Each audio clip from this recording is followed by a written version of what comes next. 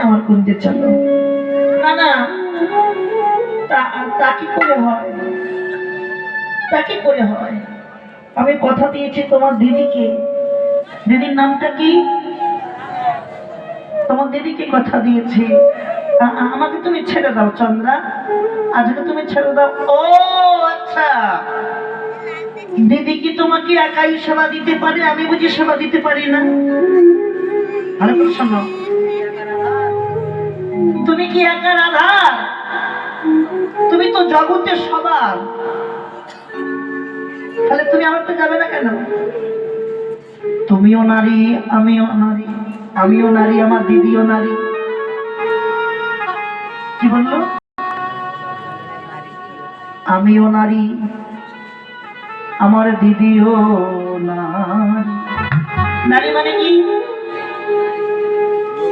না, এই যে বললাম কীর্তন শুনতে হয়। আমিও নারী, আমার দিদিও নারী। ভাষাগুলো ভাঙেন। আমিও ওনারি, আমার দিদিও ওনারি, ওনারি। আমিও তোমার। ও নারী আলাদা, ও নারী হলে মেয়ে ছেলে বোঝাতে। এখানে একত্রে বলছে ও নারী। আমিও তোমার, আমার দিদিও তোমার। তুমি কেন আমাকে তোমার সেবা থেকে বঞ্চিত করে দিলে পরবধূ? বলো, তুমি কেন আমাকে সেবা থেকে বঞ্চিত করে দিচ্ছ? দেখেন, ভগবানকে একটা জায়গায় বাঁধা যায়। যদি কেউ দুফোঁটা নয়ন ঝরাতে পেরেছে, ভগবান সবকিছু ভুলে যায়। চন্দ্রাবলী ছলনা করে, অভিনয় করে যেই দুফোঁটা নয়ন ঝরালো, আপনা হতে ভগবান সব কথা ভুলে গিয়ে চন্দ্রার পিছু পিছু চন্দ্রাবলীর সঙ্গে গিয়ে চন্দ্রার কুঞ্জে পদার্পণ করলেন। এবার দেখেন, চন্দ্রাবলী গোবিন্দকে কাছে পেয়ে এমন উল্টো পাল্টা করে সাজাচ্ছে, মনে মনে ভাবছে এমন ভাবে সাজাবো এই সাজ যদি আমার দিদি দর্শন করে, মনে হয় বধূকে তার কুঞ্জা ঢুকতে দেবে, জায়গা দেবে না, তার বুদ্ধর করে তাড়িয়ে দেবে। উল্টো পাল্টা করে সাজাচ্ছে। রাধা যেগুলো অপছন্দ করে সেগুলোকেই সাজাচ্ছে। কেমন করে সাজাচ্ছে? তুমি দিল কপালের সিঁদুরের বিন্দু। কি দিয়েছে? সিঁদুরের বিন্দু দিয়েছে। ভাবতে পারছো? একটা বেটা ছেলে কপালে যদি সিঁদুর থাকে লোকে কি বলবে?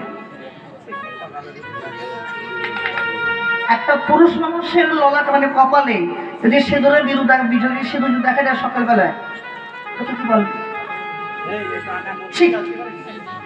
বলবে না?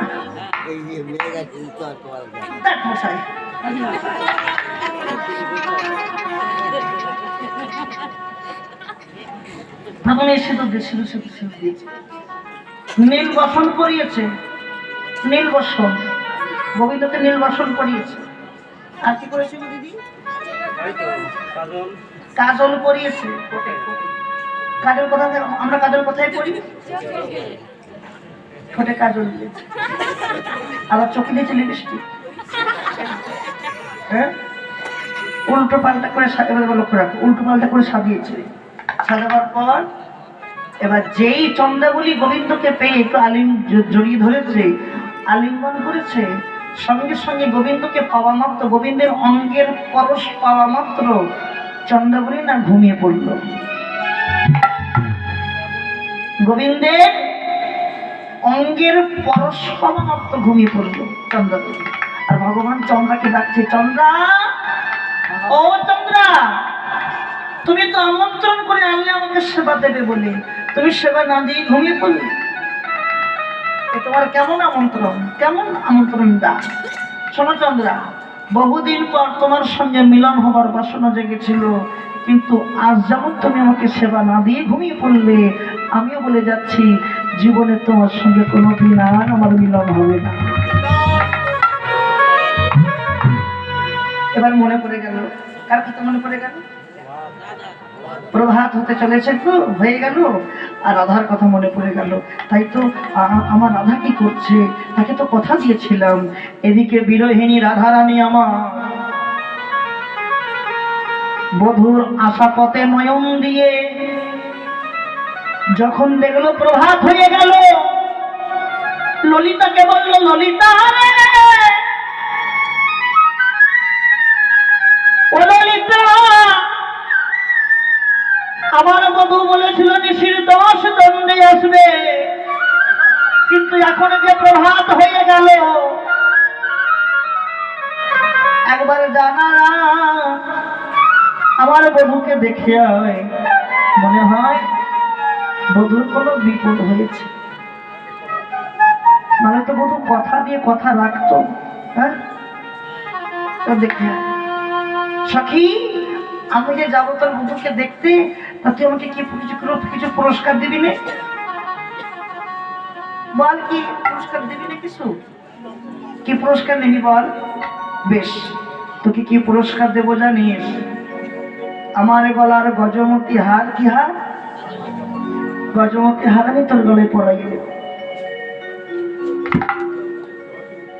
গজমতি হারটা নিয়ে ললিতা বলছে, রাধে, গজমতি হার, গজমতি হারের গজ বাদ দে, হার বাদ দে, কি পরে থাকবে? মতি পরে থাকবে। যদি আমাকে পুরস্কার দিতেই হয়, এই গজমতি হারের গজ বাদ দে, হার বাদ দে, পরে থাকবে মতি। যদি পুরস্কৃত করতেই হয়, যেন যুগল পদে মতি থাকে, যুগল পদে মতি থাকে, যেন যুগল পদে মতি থাকে, যেন যুগল পদে মতি